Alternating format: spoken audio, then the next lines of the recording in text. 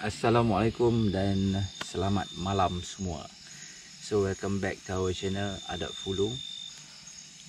So anda dengan saya macam biasalah, Aryan Putra. So kami pun biasalah, kita negara kita ni kena PKP lah, Covid lah kan. So tak boleh nak buat video sangat. So hari ni kita belanja satu video siri mystical.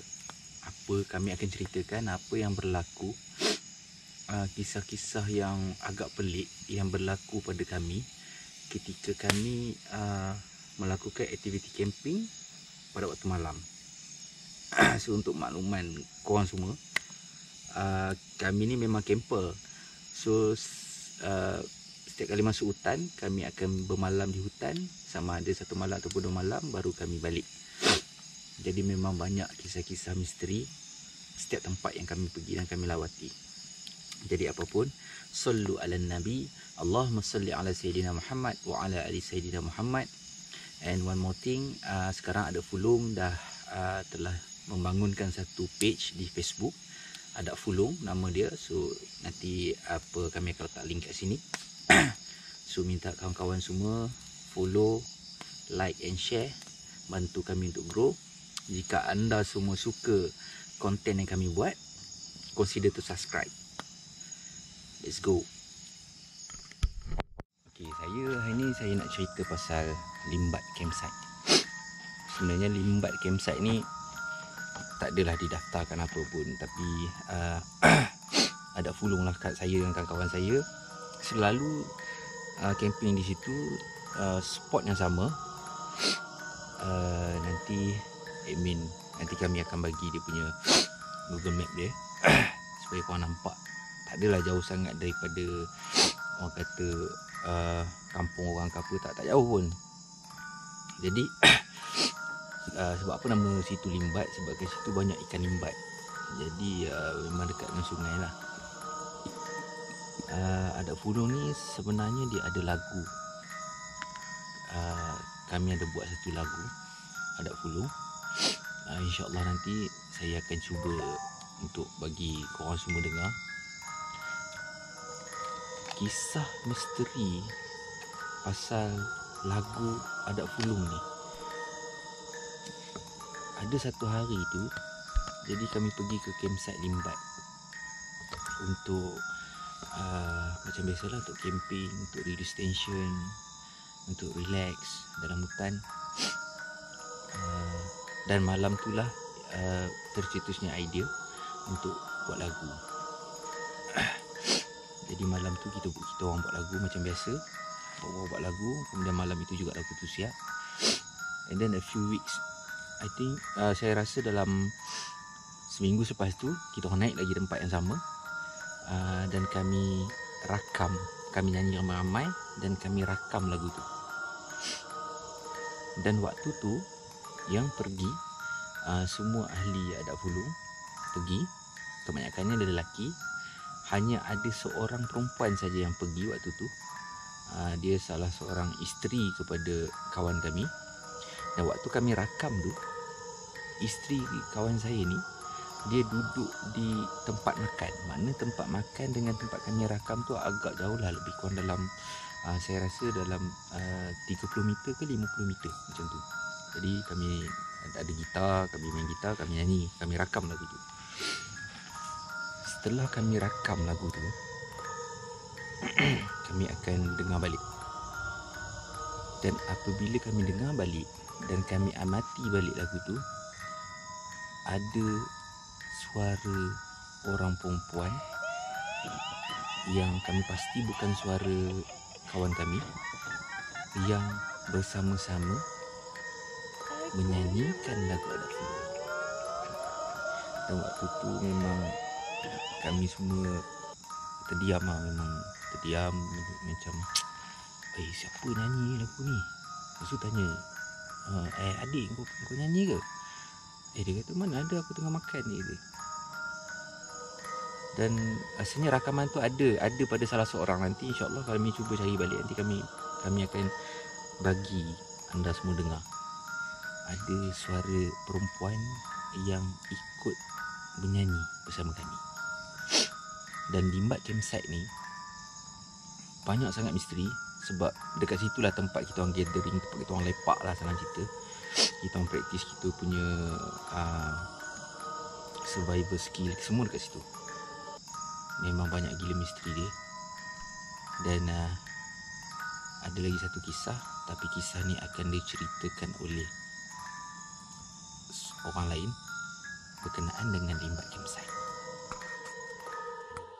Okay. Cerita misteri yang kedua, tapi cerita ni bukan saya yang alami dia. Kawan saya, Iskandar, yang selalu di belakang kamera. Kita orang punya cameraman, kita orang punya editor. Dia ada kisah yang waktu terjadi ni saya tak ada waktu tu. Saya tak ingat saya pergi mana. Kita panggil dia lah untuk share dengan kita semua cerita misteri di Limbat ni. Yes. Assalamualaikum.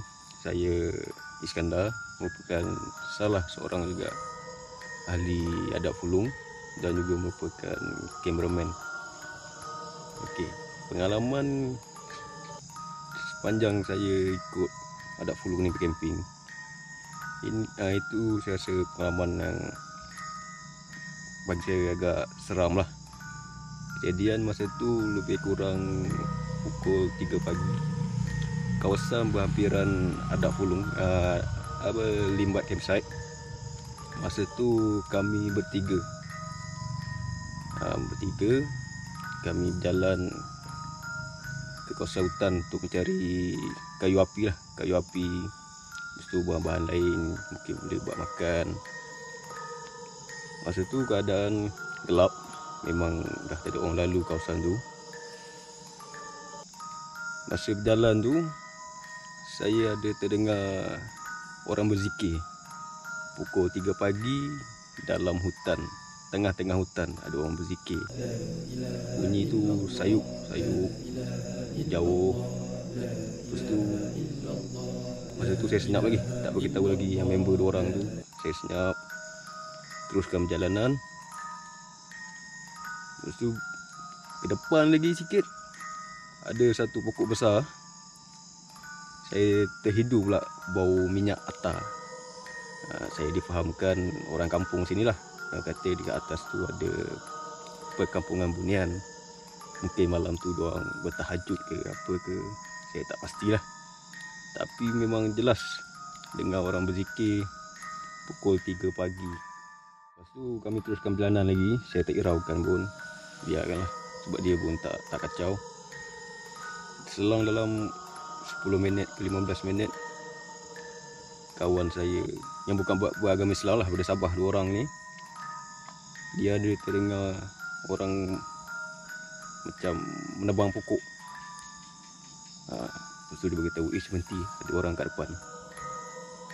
Lepas tu kami pun tutup torchlight, tak nak bagi dia perasan kami. Duduk tak lama, dia ajak kami balik. Batalkan lah, kata niat untuk cari kayu api ni. Masa tu masih puas hati dah, tak sedap. So kami batalkan niat, kami terus balik ke campsite. Itu saja pengalaman bagi saya agak misteri lah. Tengah-tengah hutan jam 3 pagi ada orang berzikir. Untuk makluman korang, jadi penduduk kampung di sini ada beritahu lah, memang lepas ada berlaku beberapa kejadian pelik dekat situ. Kita orang tanyalah orang kampung kan, pasal apa tempat ni macam ni, kita orang selalu kena kacau. Dia kata memang di kawasan kami camping tu ada kampung bunian. Di antara kawasan tu ada kampung bunian. So Limbat campsite ni bukan saya saja yang kena kacau, bukan Iskandar saja yang kena kacau. Tapi boleh dikatakan semua ahli adat Fulung pernah merasa misteri Limbat campsite. Macam ni Abang Nizam pun dia ada kisah dia. So Abang Nizam, apa cerita bang? Abang kena kacau sebab seingat saya Abang Nizam, kita orang pernah tinggal dia seorang-seorang dekat Limbat campsite. Tinggal dia seorang-seorang lama juga, rasanya dekat sejam. Kemudian waktu dia seorang-seorang tu ada benda yang berlaku, betul bang? Cuba main situ balik. Macam mana pula aku duduk kat sini? Tukar lagi dah. Macam mana boleh tukar ni? Aduh. Okey. Assalamualaikum warahmatullahi wabarakatuh. Okey, saya Nizam. Di antara semua ahli-ahli ni saya rasa saya yang paling tua lah. Okey. Dah masuk Fosiri. Okey, tapi masuk Fosiri tapi orang yang paling penakut. Saya cabar diri saya naik malam Jumaat dalam jam 11 malam. Okey, sampai dalam perjalanan sampai tu saya tengok kawan-kawan saya semua tak ada. Tapi dia punya persiapan tu semua dah disiapkan, seperti lampu, bara api semua ada. Tapi orangnya tak ada. Jadi firstly saya panik. Dalam kepala saya fikir saya nak balik je. Tapi disebabkan niat tahu nawai tu kita mula-mula naik, kita nak ibarat orang nak ice breaking, nak pecahkan ketakutan tu. Jadi saya duduk juga situ seorang diri hampir sejam. Memang nothing, tak ada apa-apa kecuali bunyi unggas-unggas. Okey. Dalam masa saya duduk santai dalam hemok seorang-seorang, dan dalam masa itulah saya rasa saya dikacau. Yang mana yang firstly saya dengar bunyi orang berjalan melawan arus air. Macam mana kita berjalan lawan arus air, dia punya pergerakan kaki tu membuatkan dia bunyi. Bunyi tu memang betul-betul belakang saya. Tapi saya cekalkan hati, kuatkan semangat. Aku datang sini, aku tak cari kau. Aku cari kawan-kawan aku, tapi kawan aku tak tahu kat mana.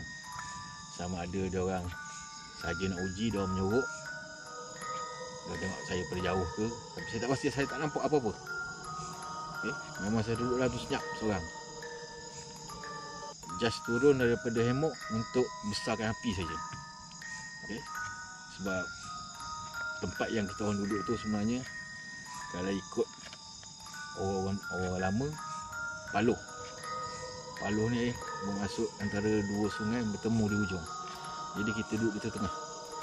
Jadi tanah kita duduk tu, di kanan dia sungai. Jadi jadi Paluh. Biasanya kalau Paluh ni memang cakap memang tempat laluan benda-benda halus ni lah. Okay. Tapi kat situ yang paling sedap, paling senang, kiri kanan ada air. Tapi semua tu tak membantu saya sebenarnya.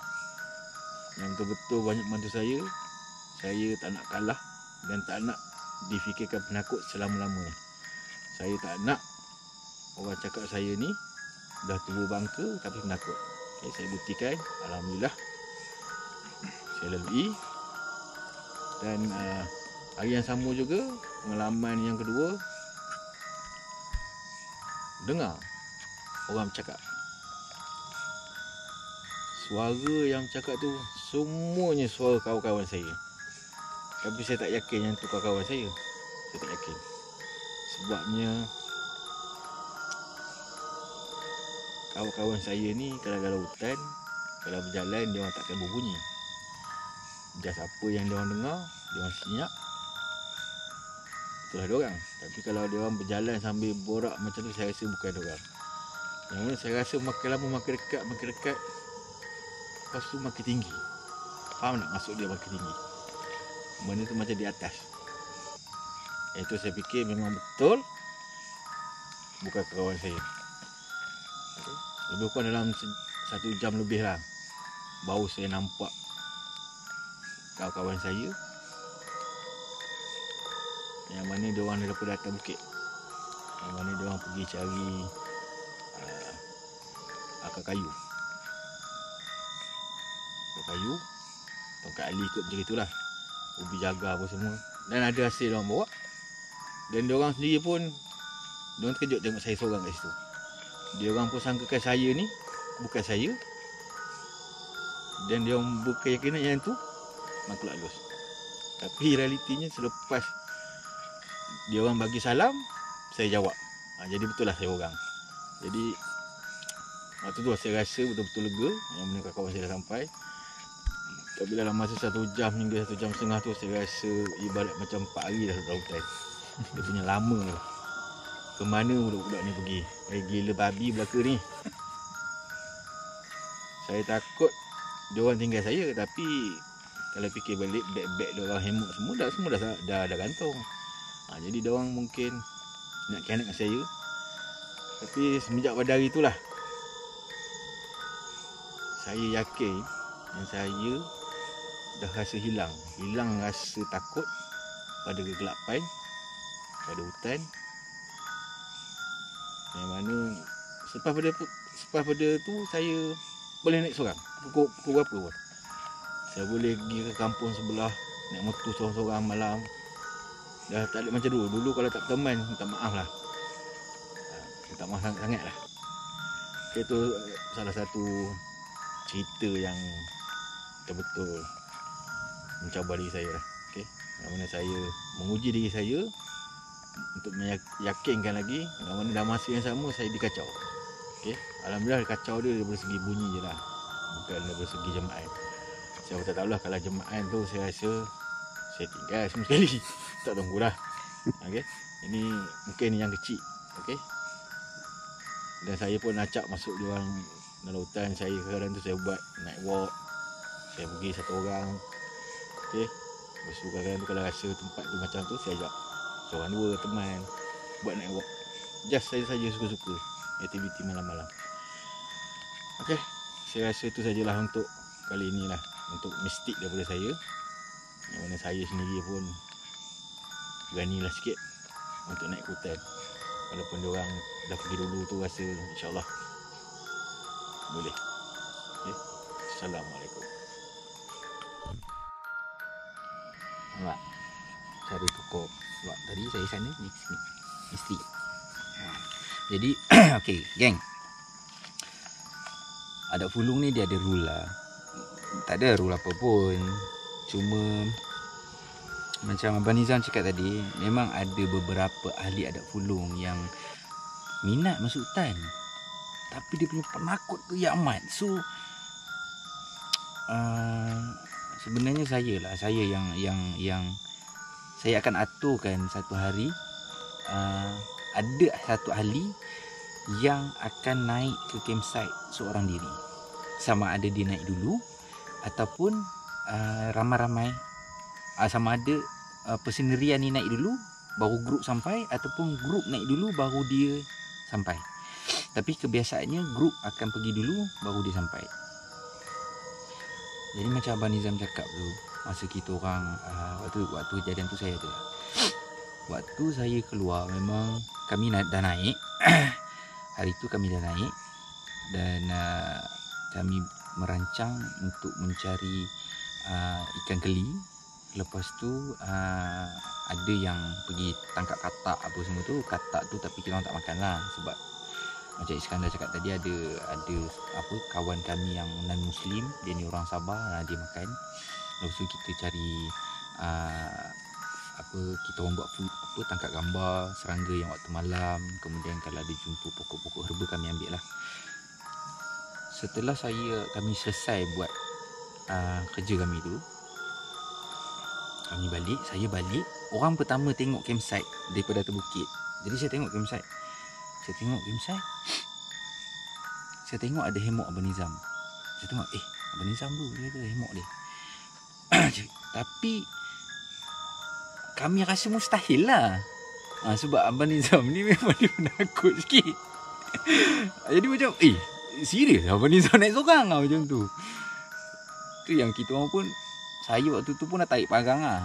Saya dah tarik parang saya. Saya kata benda ni dah melampau ni kan. Saya pun pergi-pergi, saya bagi salam. Kata, Assalamualaikum. Dia mulanya Abang Nizam tak jawab tau. Dia senyap tau, dia diam. Saya tak tahu sebab apa. Dia dah terlap ke, ataupun dia pun macam 50-50 dia siapa pula kan. Sebab waktu tu dia dalam hemok. Jadi saya bagi salam, kemudian dia jawab salam. saya pun, dan kami yakinlah dia tu Abang Nizam. So saya terus tanya lah, dan pada malam itu juga Abang Nizam ceritalah apa yang berlaku waktu ketiadaan kami. Jadi memang Adat Fulung punya member, kita akan tinggal dalam hutan seorang-seorang, tetapi hutan yang kami kenal lah, bukan hutan yang kami tak kenal. Maknanya tempat tu tak ada bahayanya daripada serangan binatang-binatang buas ataupun serangan binatang berbisa. Risikonya sangat rendah, dan kami akan tinggalkan ahli kami kat situ tak lama, bukan 1 malam, tapi dalam sejam ataupun 2 jam. Cara tinggal dia bukanlah kau tinggal kau duduk sini, tak. Kami akan set up tempat tu, engkau duduk jaga barang, kami nak pergi cari barang. Contohnya macam itulah. Kami nak pergi mancing, engkau duduk sini seorang-seorang, jadi kami balik. Contohnya macam tu. Bukan untuk dajal ke apa, tidak, tapi untuk membina keberanian yang mengatakan sesungguhnya kita hidup di dunia ni, yang paling berkuasa itu Allah Subhanahu Wa Taala. Tanpa izin dia, kita insya-Allah tak ada apa-apa, kan? Jadi untuk memberi keyakinan bahawa hanya takut itu kena letak dekat pada tempat ni, bukan pada benda-benda yang lain. Okey. So, geng, banyak lagi kisah misteri pasal limbat yang saya sendiri alami. Saya waktu saya seorang-seorang, waktu saya bersama kawan-kawan pun ada. Dan banyak lagi kisah-kisah misteri yang berlaku kepada kami ketika kami panjat gunung, ketika kami senang cakap melakukan aktiviti dalam hutan. Di waktu siang pun ada, di waktu malam pun ada. Jadi kalau anda semua berminat dan rasa konten ni okey, konten ni boleh mengisi masa lapang korang waktu PKP ni, consider to subscribe dan tolong bagi komen kat bawah. Okay, geng, negara kita kan bukan negara kita je, dunia lah dah kena COVID, semua macam-macam lah sekarang ni. So besok dah nak lockdown, so hari ni last lah untuk buat video. Masa lockdown tak ada nak buat video. So insyaAllah nantikan video kepada kami. Kalau kami lambat buat video ke update video, so harap-harap anda semua bersabarlah. Kita jumpa lagi after lockdown.